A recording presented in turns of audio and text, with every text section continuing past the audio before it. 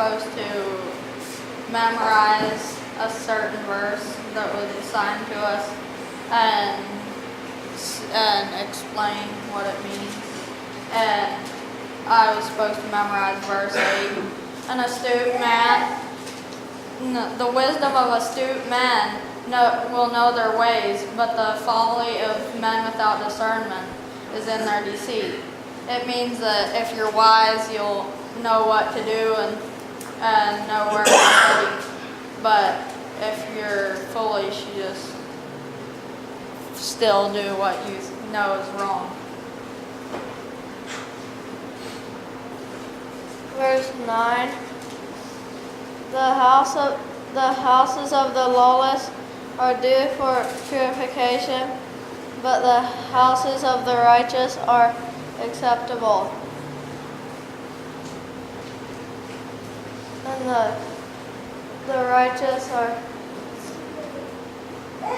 just follow God and go to heaven, and the evil ones go to hell.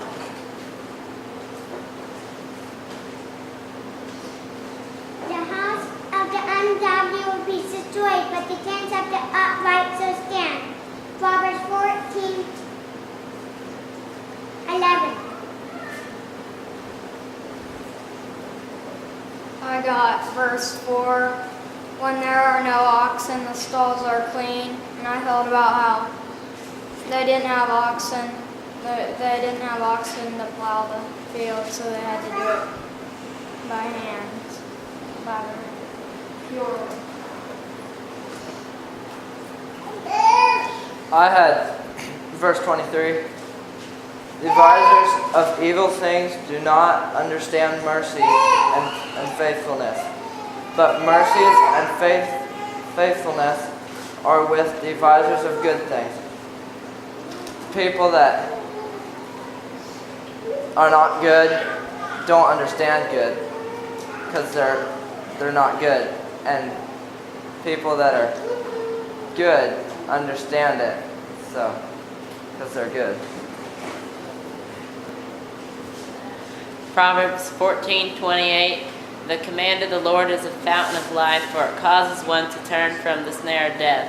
If you do what God commands you, it's gonna help prolong your life and help your life so that you don't do things that might harm you. Proverbs 14:32.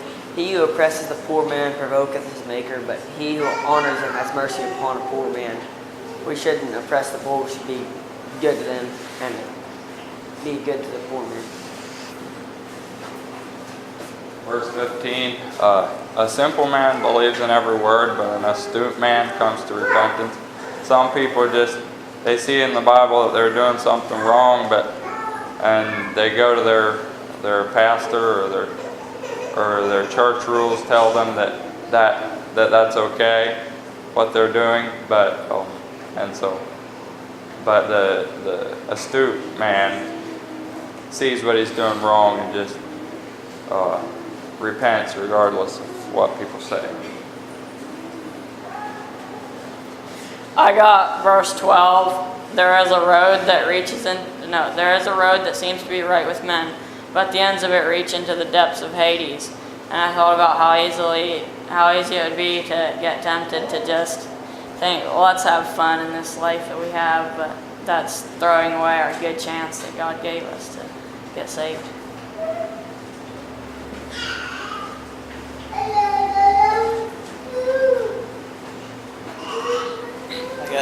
I got verse 14.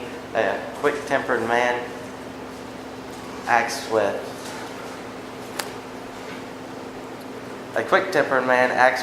recklessness, but a man with discernment bears many things. And I thought of a man that is reckless or quick-tempered. If his neighbor's cow or bull gets out into his field, he starts yelling at the neighbor to get it back in. But a man with discernment, he'll go and get the bull back in and just not bother the neighbor about it. I got Proverbs 14:27. In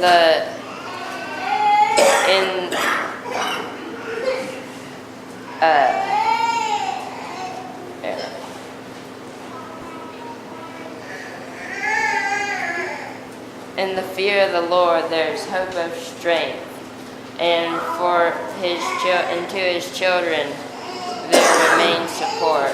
So that means that if we doing what God wants us to and making wise decisions, and we can find a way to get out of, there's a way to get through hard times.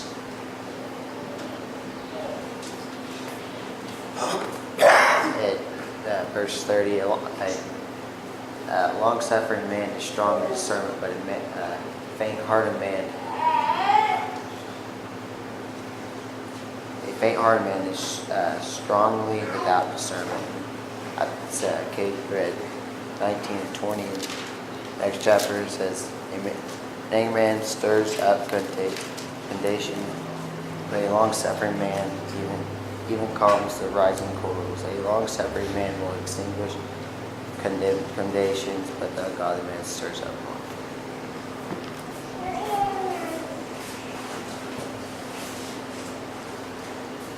He gave me Proverbs 14, verse 24.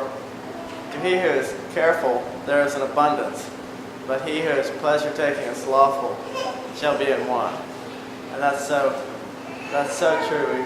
We see that a lot. We go around, we meet a lot of people doing our business, and especially when we're doing the residential, we see there's just a lot of different people. Some people were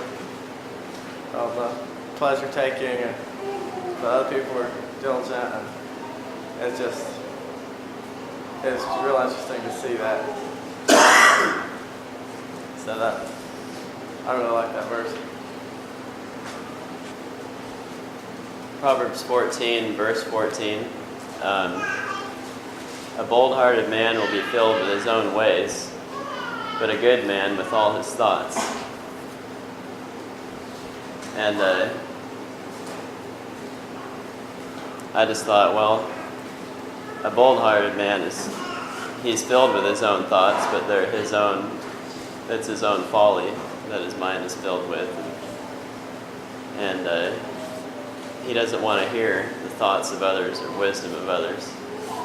But then I thought about the good man and how he's filled with his thoughts, and those thoughts are good thoughts.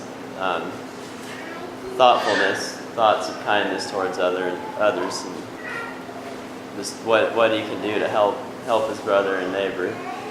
And so that was what I thought that verse meant.